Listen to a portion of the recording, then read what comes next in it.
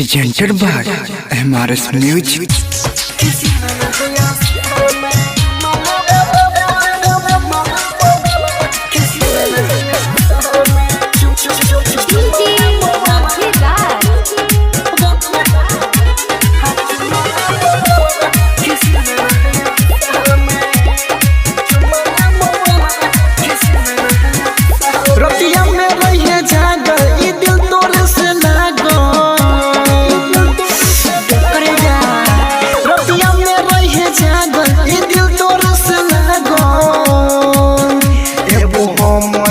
जरा लगाई है बाल में चुम्मा ले बगल में गे जनना या साल में चुम्मा ले बगल में गे जनना या साल में हाँ चुम्मा ले बगल में गे जनना या साल में बुझली ना। अभी आप सुन रहे हैं सौली चौक वाली से MRS म्यूजिक की शानदार प्रस्तुति।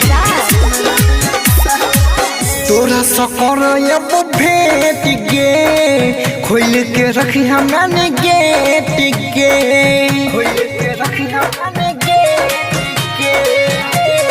हाँ हाँ तोरा सकर भेट गे खोल के रखी हमने गेट गे मान सुन गे हम जान मिले वो हम तोरा से कवन के हाल में चुम्मा ले बगल में गे जनना या साल में चुम्मा ले बगल में गे जनना या साल में हाँ चुम्मा ले बगल में गे जनना या साल में। अभी आप सुन रहे हैं सौली चौक वाली से MRS म्यूजिक की शानदार प्रस्तुति। देवो गिरी टिंका दे हाथ में करबो रोमांस तोरे साथ में